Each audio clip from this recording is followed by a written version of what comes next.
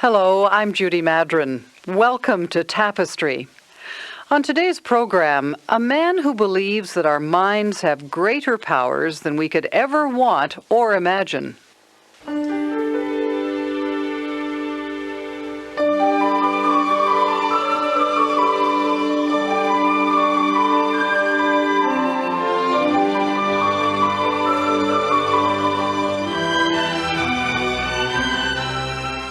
I am certain that all the human race possesses these paranormal powers, and that we have got rid of them, or rather we've put them in deep storage for a long time because we don't need them to survive. And I believe that even at the moment we vastly underestimate ourselves. That's our problem, and that our real problem at the moment is how to break beyond that underestimation, that curious fallacy of insignificance, as I once called it, that seems to turn us into pygmies. Colin Wilson is a man who has had an extraordinary career. He grew up in a working-class family in England, and like most working-class youngsters, he went to work at an early age. He never attended university. But he read and educated himself, and he began to write. He has now written and published more than 100 books. Colin Wilson's first book was called The Outsider. It was about the experience of being estranged and alienated from the world. He has also written popular books on psychology, crime, and history. But his favorite subject has been the powers of the mind, especially extrasensory perception, the occult, and the paranormal. You may not believe or want to believe what Colin Wilson says, but as a noted speaker, broadcaster, and writer, Colin Wilson makes his case for the existence of paranormal powers with considerable energy, vigor, and clarity. His latest book, Alien Dawn, continues his interest in ESP and the paranormal as he ventures into an even more bizarre area, the subject of aliens and alien abduction. Tapestry producer Richard Handler went to talk to Colin Wilson when he was in Toronto for the International Festival of Authors. Colin Wilson, you've always been interested in what you call in Alien Dawn, your new book, the limits of consciousness. What exactly do you mean by this, limits of consciousness? I've always been convinced, really since childhood I suppose, that what we consider to be the ordinary limits of ordinary consciousness are not really limits at all. The kind of thing that Wordsworth described, sudden experiences of intense joy, of what G.K. Chesterton called absurd good news, that sudden feeling of overwhelming sheer happiness. This has always seemed to me to be a normal capability of human consciousness that people are capable of feeling every day, and that this leads on to all kinds of other things. William James, the psychologist, said that he'd had one or two glimpses of what he called mystical consciousness, except he said it wasn't mystical, it was the kind of thing that anybody can experience any day. And he said that in the first of these, something somebody said reminded him of something else, and that reminded him of something else, and that reminded him of something else, and that reminded him of something. And he said it was suddenly like a zigzag flash of lightning going right out to the horizons of different, distant facts. Not mystical illumination, but distant facts, all suddenly connected together by that being reminded of something else, then of something else, then of something else. Now, it has all seemed to me that the zigzag flash of lightning in ordinary consciousness only goes 2 feet and stops. And we take that to be what we call normal consciousness. Whereas in point of fact, there's no reason whatsoever why it shouldn't go on and on and on to these distant horizons. The only thing is, we human beings don't need that kind of consciousness to survive. On the contrary, if we possessed that kind of consciousness, we wouldn't survive nearly so well. You'd find it very difficult getting across a street full of traffic if you were experiencing mystical consciousness. So we have quite deliberately narrowed our consciousness down greatly and forgotten, in fact, what we are. When you were a boy, growing up in England, did you have these premonitions? did you have these glimpses, as Wordsworth did, of mystical consciousness? Were you a particularly, quote, spiritual or religious child? I was quite a religious little boy at one period. Used to walk around praying all the time. But no, in the ordinary sense, in Wordsworth's sense, it was nothing like these intimations of immortality. What it was much closer to was simply a feeling of happiness, as I say, that Chesterton calls absurd good news. The feeling, for example, that kids get at Christmas. That sudden feeling that, after all, the world is really a wonderful place and everything is going to go right today. A strange feeling that your happiness has lifted you up to a certain level where, like a racing driver driving at 150 miles an hour and yet knowing he won't crash, you achieve a curious sense of total confidence. And your parents, did you come from a religious family? Did they encourage these kinds of beliefs? Did you talk about them? Oh, no, not at all. My family was working class, Leicester working class. My dad earned something like £3 a week throughout the 1930s, working in a boot and shoe factory. They weren't religious in any sense. They certainly never ever went to church. They sent us to school, Sunday school, but I think that was only so they could get a nap on Sunday afternoons. And so, no, there was no kind of compulsion to be religious in my family. They didn't give a damn. And I don't blame them, and I'm delighted they didn't. Because when I was about 9 or 10 years old, an uncle gave me a volume called The Marvels and Mysteries of Science at the same time that my mother gave me a chemistry set for my Christmas present. And I was completely fascinated by science, particularly by astronomy, but also by chemistry, which struck me as the most interesting subject in the world. I would spend every Saturday afternoon in a kind of homemade laboratory in my home, filling it with horrible stenches of sulfur dioxide and sulfuretted hydrogen and all the rest of this, and sometimes explosions that filled the house with thick white smoke.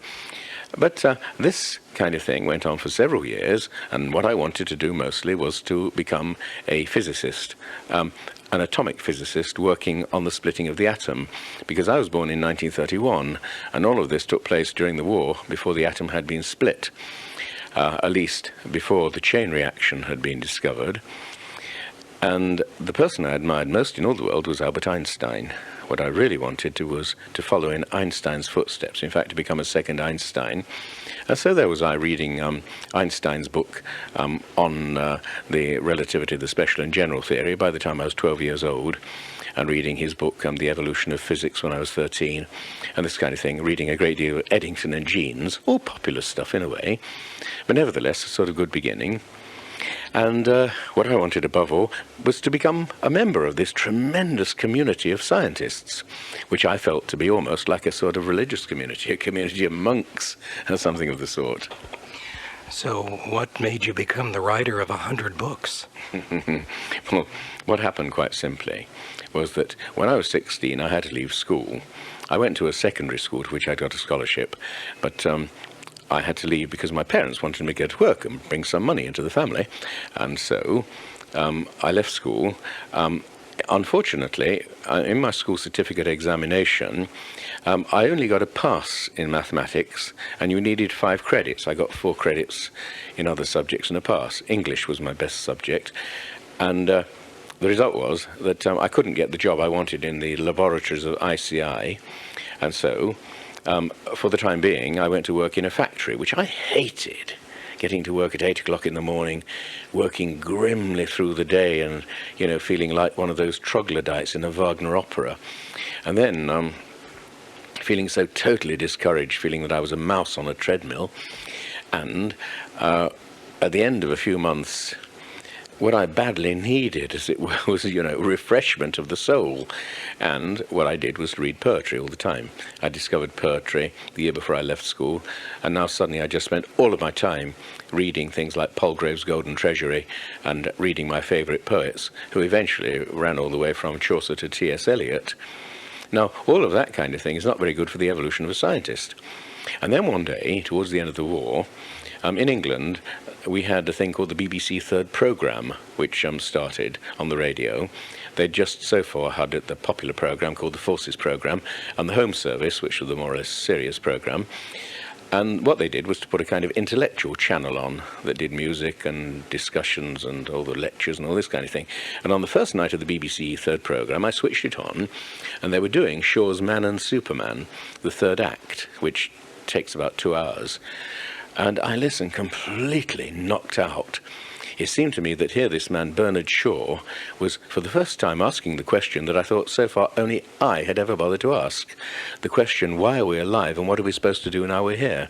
I listened the next evening when they repeated it to the whole of Man and Superman, which started at something like 6 in the evening and ended at 11 o'clock. And when I went to bed, I was completely stunned. I had the feeling that there was possible a kind of knowledge in the world that really could carry us forward to some serious and important objective. And don't forget, in a working class family where your dad spent every evening across at the pub, where he also worked as a barman, where nobody you knew seemed to have anything in their heads at all, to suddenly discover Shaw was really wonderful. It gave you a feeling that life after all could have a meaning and purpose. You wrote a book called The Outsider when you were very young. And this is a book, in a sense, that tells the story, philosophically, of being outside normal experience, feeling distanced and alienated. Is that what you felt at the time, that you were striving to understand what you felt distanced from? Yes, absolutely and completely. The Outsider was simply an expression of that feeling that I'd had from really the age of 16, when I suddenly felt that there was no place in ordinary society for people like me. What my parents wanted me to do was to go to work, and preferably in a factory because they paid you more than working in a place like ICI. My brother went to work at the age of 15 when he left school as a butcher's boy. And so it seemed to me that surrounding me, there was absolutely nothing that gave me the prospect of a more interesting and nutritive kind of experience. So with that immense frustration that went on for years, I developed this concept of the outsider. Shaw, in fact, had used this word for the first time. Shaw had written in one of those biographical prefaces, I think the one to Immaturity, that in his teens he said, I was an outsider in politics, an outsider in religion, an outsider in society. In fact, I was what you might call the complete outsider, with a capital C, capital O.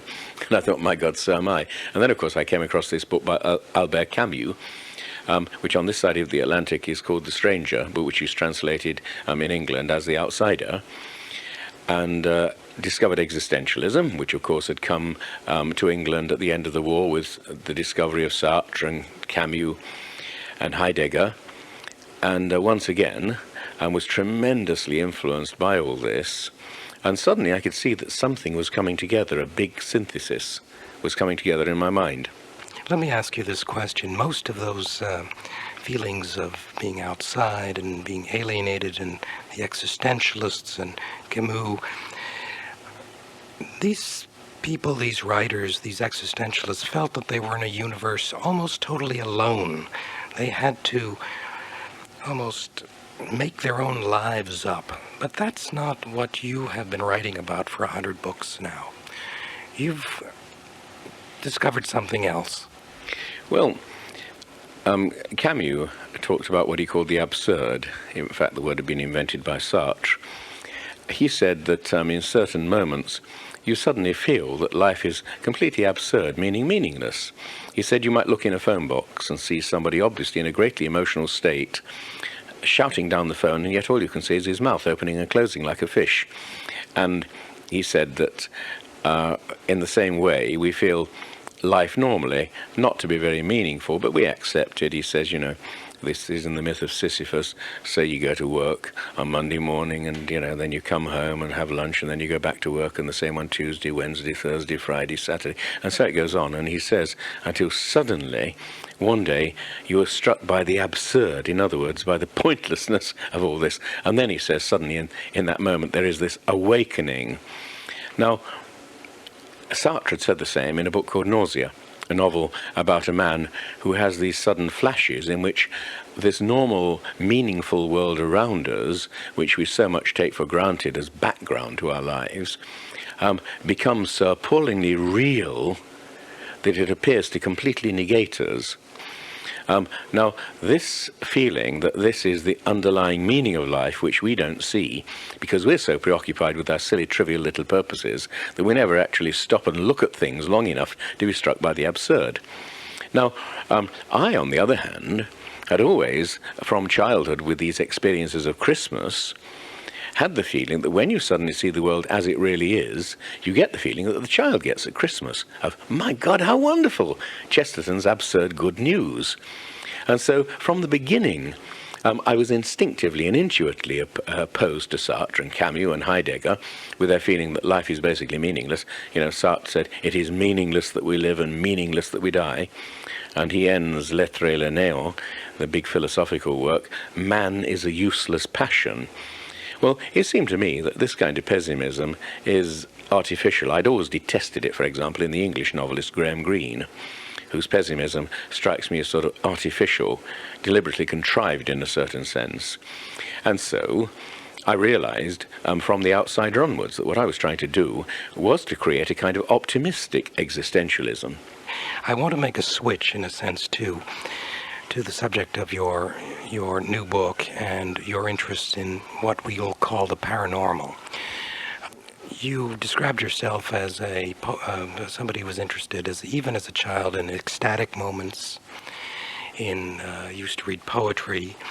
Did you experience what is called moments of paranormal phenomenon when you were younger, or was this something you found later on your interest in? No, I didn't. When I was a child, my grandmother was a spiritualist, and I got very interested in spiritualism and read all the books in the local library, like Sir Oliver Lodge's Raymond, about the return of his dead son after being killed in the First World War, and I accepted life after death completely. Then as I became more interested in science, the whole of that began to seem an illusion, and I lost interest in it completely. In 1969, which was 13 years after The Outsider came out, Random House in America approached me and said, would I be interested in writing a book about the occult, which had suddenly become a sort of okay subject. Well, I needed the money, so I said okay, but I thought almost certainly to be a lot of nonsense. In fact, I got more and more fascinated. My wife was reading a book by Sir Osbert Sitwell called Left Hand, Right Hand, his autobiography, in which he describes how just before the First World War, he and a group of brother officers went along to see a palmist who looked at their hands and became very puzzled and distressed. And finally, Sitwell went over and said to her, what's the matter? And she said, there's nothing in their hands. All those officers were killed in the next few months in the First World War. And then suddenly I knew that Sitwell was a total skeptic, and that there was something in this after all. And then, of course, as everybody who begins to study the paranormal discovers, that it's sheer lazy-mindedness that makes scientists dismiss it. That it won't fit into their subject, and so they're not even going to consider it. But the fact remains that there's this enormous reality which overshadows almost everything else. I understand why the paranormal is so fascinating, at least I think I do. But are you convinced, as a man who wanted to be an Einstein at one time and developed as a scientist when you were young, are you convinced that the science that backs some of this material up is good science, reputable stuff? Because we hear lots of anecdotes and lots of case studies and lots of storytelling about the paranormal and alien abduction, etc., which we'll get into later. What do you make of the science being done on this? Look, any person in paranormal studies knows that the science is absolutely 100% solid. A physicist called Lawrence Lechan got very interested in the questions of the paranormal, simply because he was very curious to find out how serious people like William James could believe anything so nutty. And so he began to look into it more closely, and he chose a medium called Eileen Garrett to see, to test her. And she was perfectly willing to be tested. And she had convinced him in no time whatsoever that not only was she 100% genuine, but so was the whole subject of the paranormal. To begin with, he chose a number of objects. He told her what they were. One of them was the hair from his daughter, but he put them in cardboard boxes and made her reach through a hole in a sheet so she couldn't see anything on the other side, and just put her hand above these boxes, which he put there one by one. Not only did she get it absolutely right what was in each of the boxes, but when he put his daughter's hair there, she was able to tell him all kinds of things about his daughter which she could not possibly have known. And it became quickly clear that in fact she had these paranormal powers. Now, here's what I'm trying to get at. I am certain that all the human race possesses these paranormal powers, and that we have got rid of them, or rather we've put them in deep storage for a long time because we don't need them to survive. A person living in a large city doesn't need paranormal powers to take him across the road. On the contrary, he's more likely to get knocked down. And you might, if you were living in the jungle, need that instant sense of danger and all the rest of it, this intuition that is so much an important part of paranormal powers. And there was a man called Jim Corbett who wrote Man-Eaters of Kumaon. And Jim Corbett said that again and again his life was saved by the fact that he just had what he called jungle sensitiveness. He knew when a man-eating tiger was lying there waiting to leap on him. And so the more you actually begin to study this kind of thing, the more you recognize that we are talking about hard science and that everything fits in. All these people who say that this is not really science are idiots. They don't understand what they're talking about. There is a difference, isn't there, between getting a hunch or an intuition about something. I think there's somebody around the corner. And the kinds of things you describe in Alien Dawn and some of your other books, which are quite extraordinary.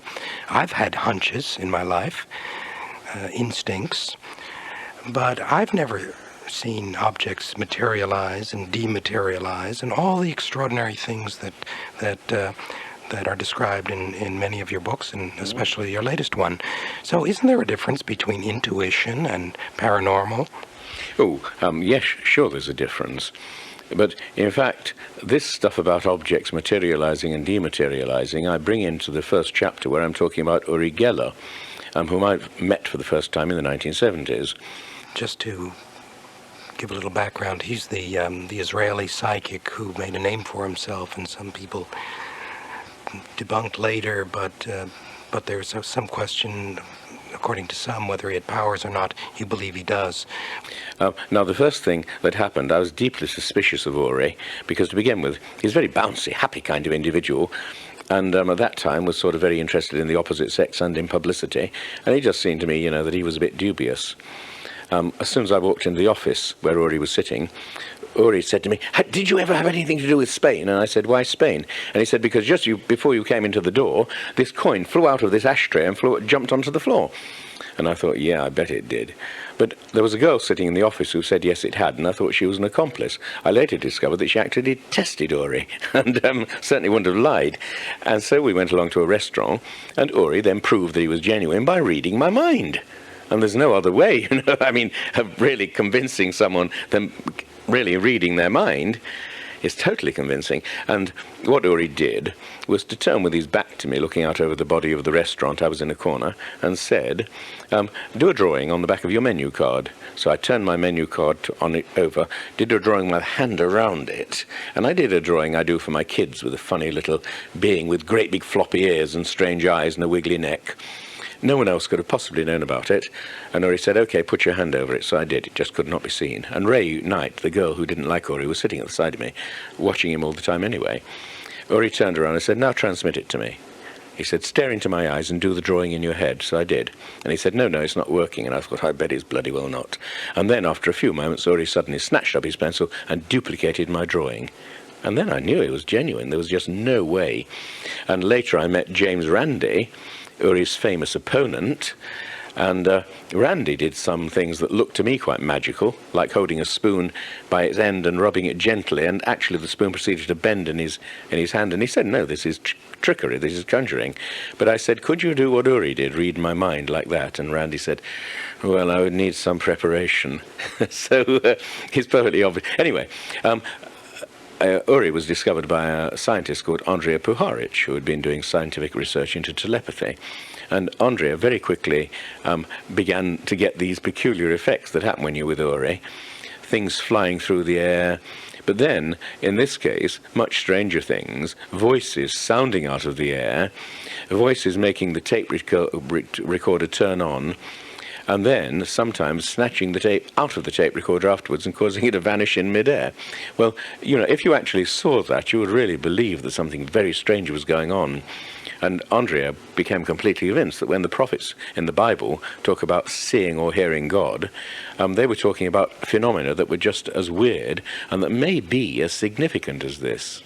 Now, I can't help feeling that if you or I or anyone who's now listening had actually been through that experience of Puharic and seen a tape recorder turn itself on when it wasn't even plugged into the electric socket, and then hear a voice speaking from the air, we would also feel that there were big, enormous, important forces in the world that the rest of us do not normally know about.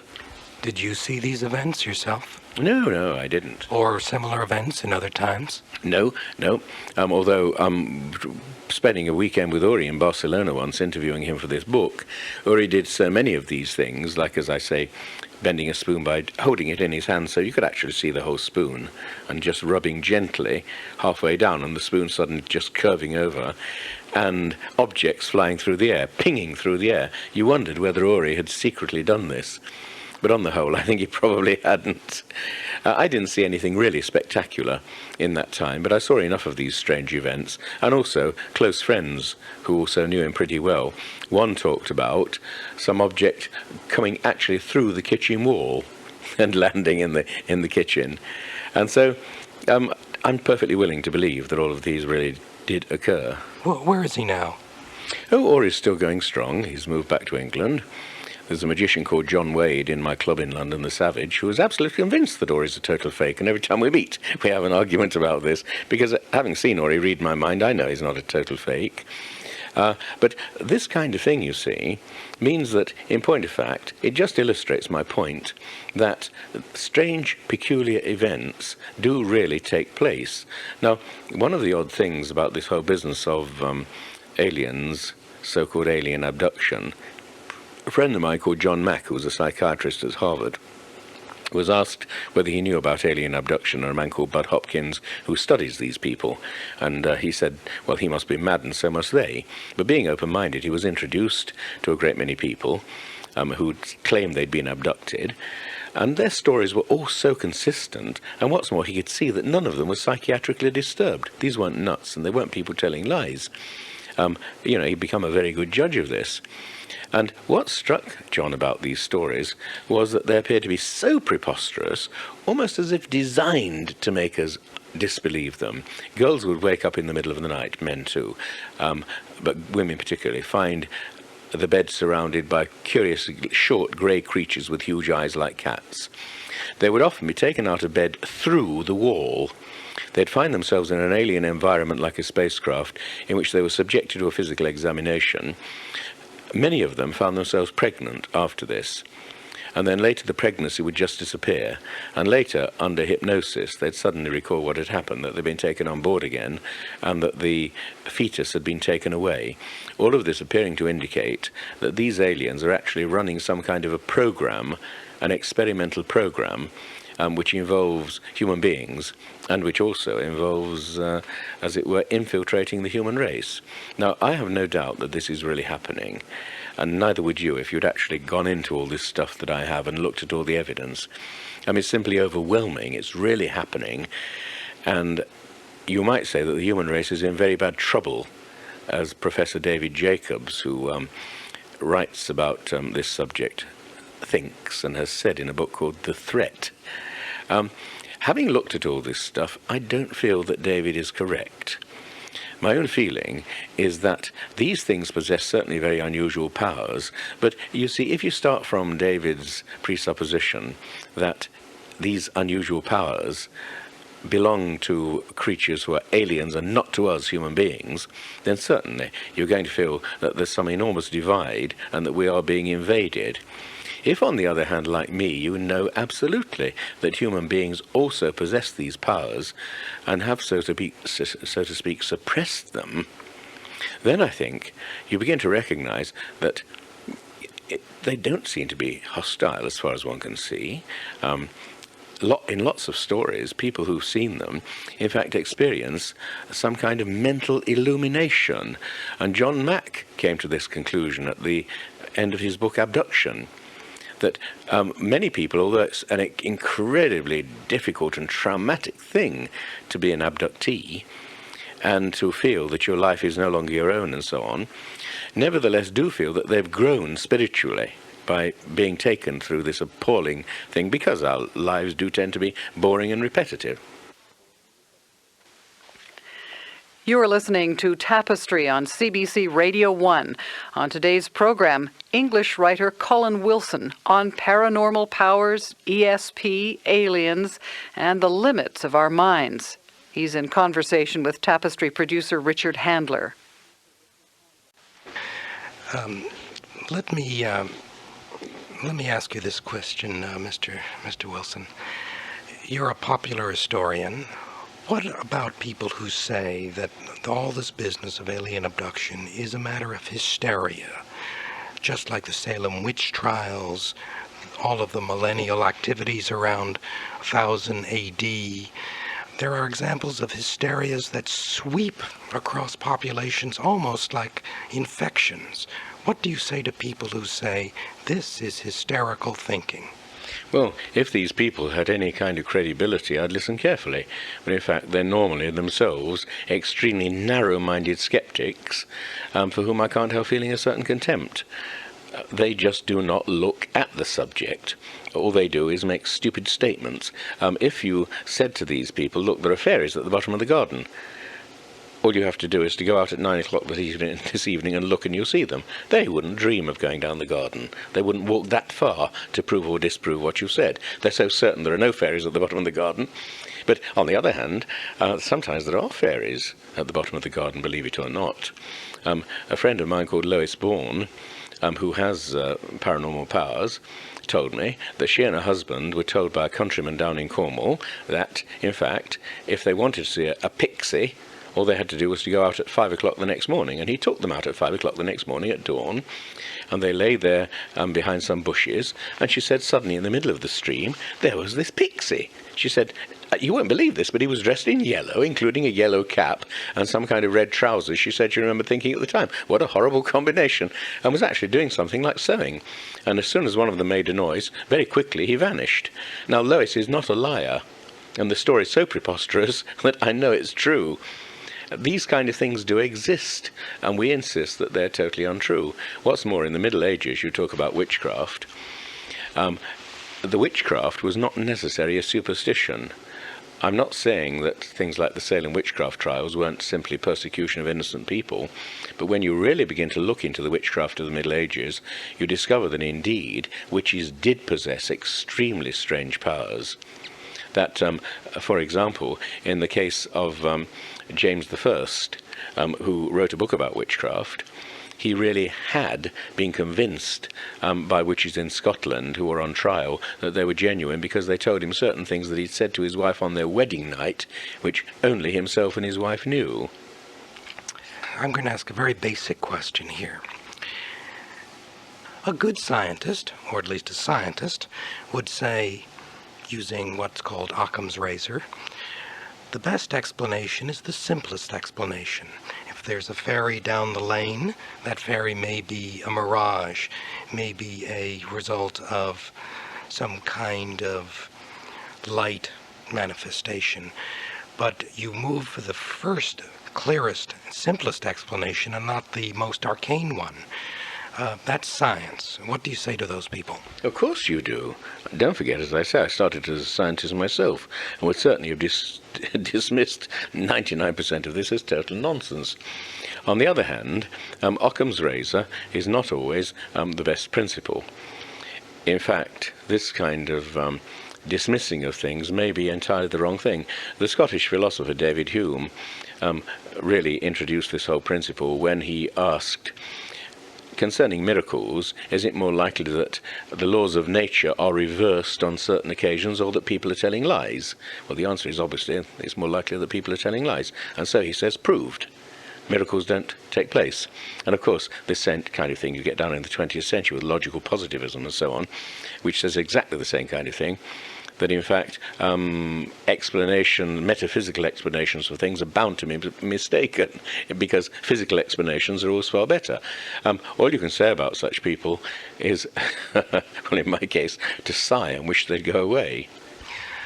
I want to ask you, when people see what they consider an alien, do you believe that this is a real alien or some manifestation of their mind, some archetype, as Jung might say, some psychological projection? What are these things? On the whole, I take it that they are real in a certain sense, that is, that they are objective. That they're real in an ordinary materialist sense, I don't believe. In fact, it does seem to me that many of these stories, about crashes of flying saucers at Roswell and so on, are not basically true. Something may have happened at Roswell, God knows what it was, but my impression of these things is that their powers seem so great that they're not going to crash spacecraft at Roswell. On the other hand, it does seem to me that what we're talking about is something which exists in what you might call a parallel vibration rate to our human vibration rate. And John Keel, an expert from the 1950s onwards in flying saucers, noticed that they appear, when they're seen, to come down through the colors of the spectrum and solidify, and that when they take off again, they once again go through the colors of the spectrum the opposite way before they disappear. And John concluded that in fact what is happening is that they're coming down through vibration rates until they're good and solid. Now, we know that, for example, where our sight is concerned, we have an extremely narrow band of perception, from violet light to red light, and it doesn't go any further. Yet there have been many people recorded in the laboratory who can actually see a glowing stove before it begins to glow red, when it's just giving off heat. In other words, they can see these much lower heat waves. There are other people who can see beyond the other end of the spectrum up into the ultraviolet length. Now, it does seem to me that we accept normality as seeing from red to violet, and that we naturally say that a person who says he can see beyond that must be suffering from delusions. It seems to me that we're the ones who are being incredibly narrow-minded about all this. So these beings that people see, they are from another dimension. They're not from a planet Mars or Jupiter or another galaxy. You're saying they're from another dimension, another universe of a sort? I'd, a long time ago, been writing about a Cambridge Don called T.C. Lethbridge, who was a very good dowser, and who often used it, because he was also an archaeologist, for finding the archaeological artifacts. When Lethbridge retired from Cambridge, he began to study the pendulum and discovered that a pendulum is far more accurate than a dowsing rod in discovering things under the ground, and that if you set it at a certain rate, I think, let's say 12.5, it will register silver when you swing it over the ground. And Lethbridge came to believe, through lots of these experiments, that there are more worlds, so to speak, lying parallel to this, but on different vibratory rates, and that these can also be detected with the use of a much longer pendulum. Now, I agree that it sounds completely crazy, but if you ever look at Lethbridge's books, you'll see that his actual method was impeccably scientific.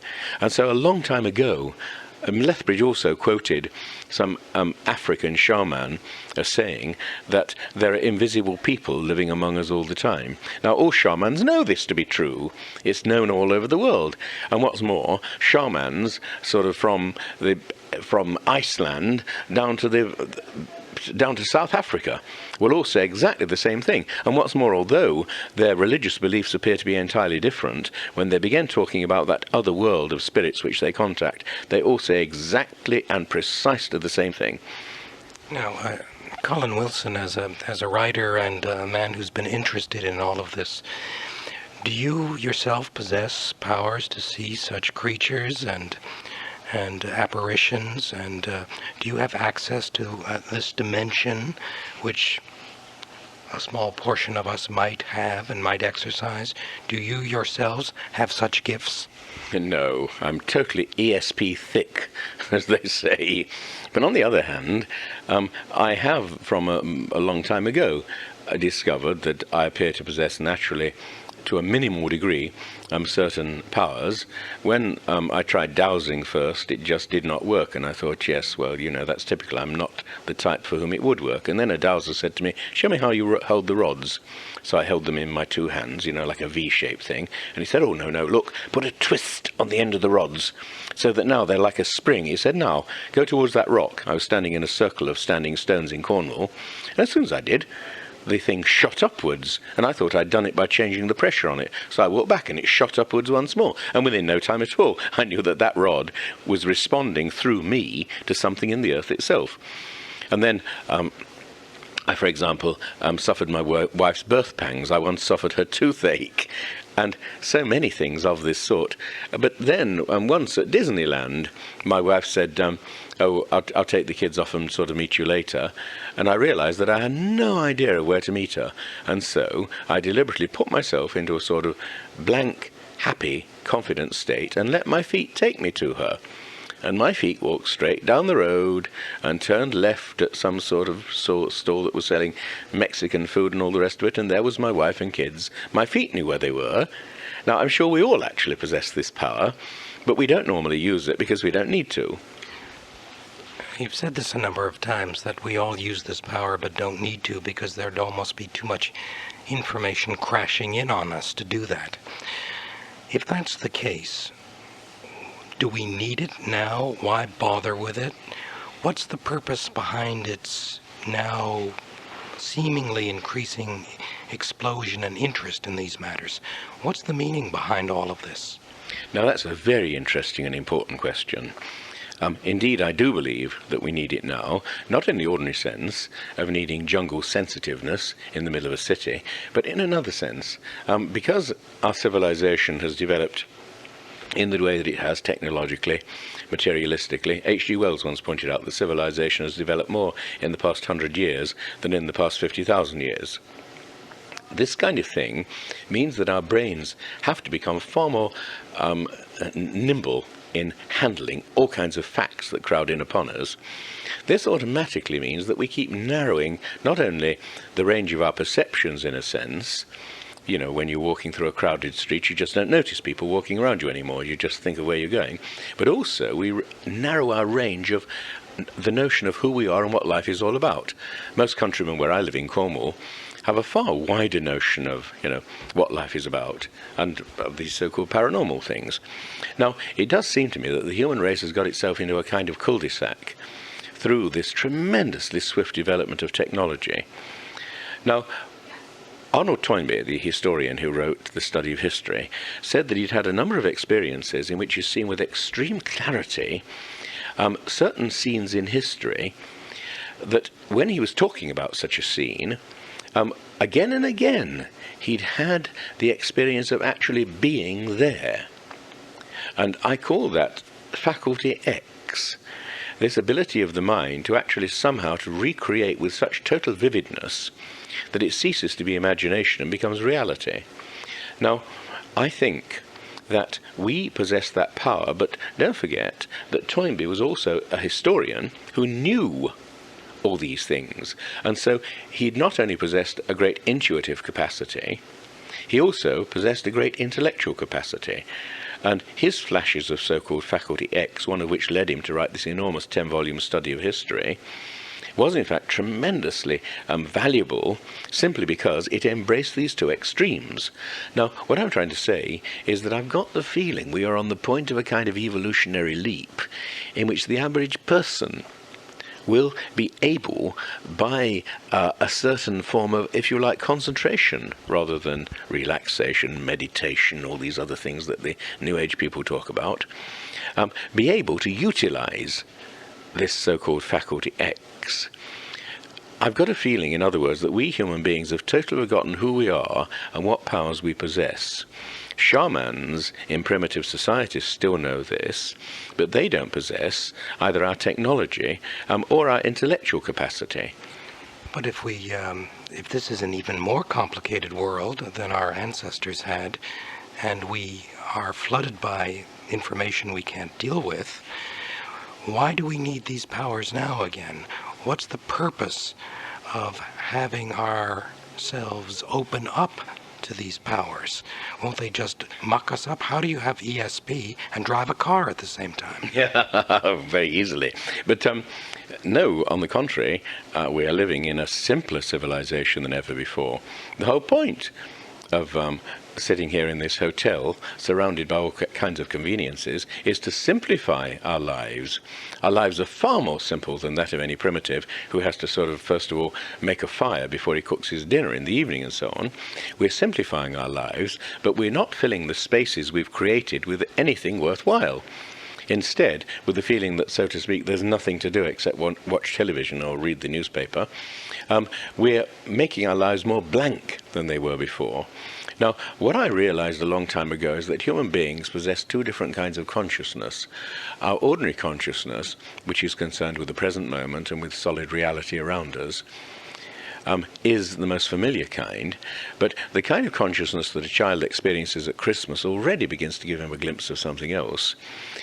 In certain moments of intensity, certain moments of excitement, certain moments of crisis, when something happens that really makes you grit your teeth and grip on, you focus and concentrate your attention in a way that suddenly reveals to you that actually you do possess very unusual powers when you start to use your consciousness and your will to focus things. Somebody once said to the Zen master Ikkyu, a workman, "Will you write something significant on my tablet?" And Ikkyu wrote on his tablet, "Attention." And the workman said, "Oh, come on, that's not very significant." So Ikkyu wrote, "Attention, attention." And the workman said, "What does attention mean?" And Ikkyu said, "Attention means attention." Now, this is what we're talking about. Attention, actually, imagine what would happen if some genie said to you, "I'm going to take you back to Mozart's Vienna, and I'm going to allow you half an hour to walk anywhere you like in Vienna, as much as you can do in half an hour, and to actually record what people were like in those days. But then you've got to come back to the present. During the whole of that half hour, your attention would be so fiercely concentrated upon the present moment that it would really be at a level at which our attention should be all the time. When occasionally you do get your attention up to that level, you suddenly realize that the world is an infinitely more meaningful and significant place than you ever recognized, and that our trouble is that we've allowed our attention to fall into the hands of a kind of robot inside us, which takes the world for granted. When you want to gather your attention, what do you do? Some people go into meditative states, as you suggest. Some people look at their fingers or look through what they might consider a third eye. What do you, Colin Wilson, do to galvanize this state of attention? Well, it's much simpler than any of those things. I don't meditate to begin with. I never have. I consider it a waste of time. In my teens, when I first discovered the Bhagavad Gita, when I was about 16, I instinctively did the right thing. The Bhagavad Gita talks about, sitting cross-legged and concentrating attention, and the Buddha talks about concentrating attention at the root of the eyebrows. What I actually did at the age of 16, when you're in a sort of mucked-up emotional state and hate your life and hate the world and feel a total outsider, if you really concentrate your attention totally as I did, just sitting cross-legged on my bedroom floor and holding my attention still gripping it so tightly that it was not allowed, as it were, to escape in either direction. I found that very quickly, by doing that sometimes just for 10 minutes a day, I got a curious feeling of health and certainty and a bouncy feeling of vitality as I walked around, which is the opposite of Sartre's nausea and Camus' absurd. And then you suddenly realize that that's the problem with human beings. Our attention is normally in the hands of what I call the robot, this mechanical thing inside us. And the result is that we tend to live mechanically. That as soon as some crisis causes you to really concentrate your attention, you not only discover the meaning and the value of your life, but you suddenly discover that it is far easier to penetrate to that meaning by merely focusing and concentrating the attention. Some meditations do exactly that. In just the few minutes we have remaining, you've talked about the evolution of our being, of our species. What is the direction we're headed in? What is the purpose of this evolution? It seems to me fairly simple. We started off as having this much wider universal consciousness which animals almost certainly still possess. Walt Whitman said, the cows don't moan and complain as we did, as we do, and the reason's perfectly simple. The cows have a much wider consciousness than we have, the kind of consciousness that human beings sometimes get when they're deliciously drunk and just feeling that the universe is absolutely wonderful. Van Gogh caught it in that painting, The Starry Night. But this feeling of universal consciousness is very difficult because we have to use our minds as microscopes rather than as magnifying glasses or telescopes. And it's this attempt to reconcile the microscope aspect of the mind, the ability to deal with very precise and exact problems, and the fact that our lives tend to be so difficult, just staying alive and all the rest of it, just making a living, tends to be so extremely difficult. We don't really have too much time to sit back and go into universal consciousness. The real problem, therefore, is how to do this practically speaking, and that is what has preoccupied me all my life. The question of how to create these states of intensity. Abraham Maslow, the psychologist about whom I wrote a book called New Pathways in Psychology, called them peak experiences and said that although the mystics have them again and again, it's not a matter of mysticism. He said that he got sick of studying sick people because sick people talked about nothing but their sickness, and so instead he decided to study the healthiest people he could find. And he said that the healthiest people told him that they all experienced peak experiences, these overwhelming experiences of total certainty and affirmation and happiness. And they did this because they weren't despairing, they weren't sick, they didn't have a low opinion of themselves, and yet on the whole, they were decent, good people who cared about other people. And that, it seems to me, seems to be the definition of the kind of person that achieves these insights. That's a good beginning anyway. And you believe our whole species is headed in a direction of realizing all of ourselves like this? The planet will be filled with such creatures? Sooner or later, yes, I do believe that. And I believe that even at the moment, we vastly underestimate ourselves. That's our problem. And that our real problem at the moment is how to break beyond that underestimation, that curious fallacy of insignificance, as I once called it, that seems to turn us into pygmies. Thank you very much, Colin Wilson. Good. Thank you.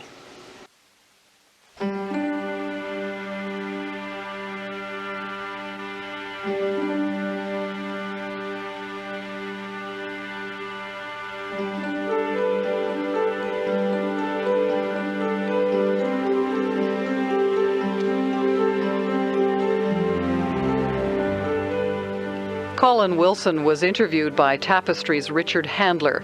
Colin Wilson's latest book, one of more than 100, is called Alien Dawn, and it's published by Virgin. Well, we're almost at the end of Tapestry for today, but before we go, I'd like to remind you how much we enjoy hearing your reflections about the stories that you hear on Tapestry. So here are some addresses for reaching us. The email address is tapestry@toronto.cbc.ca. Again, that's tapestry@toronto.cbc.ca. And you can reach us by regular mail. I'll give you an address to send comments, and it'll work as well for ordering a cassette of today's program or any earlier edition of Tapestry. A check for $18 covers the cost of the tape and taxes and postage too. And that address is Tapestry, CBC Radio 1, Box 500, Station A, Toronto, M5W1E6. The producer of Tapestry is Annalisa Cosma. Tim Lorimer is our technician. The senior producer of Tapestry is Richard Handler. I'm Judy Madron. Thanks for your company.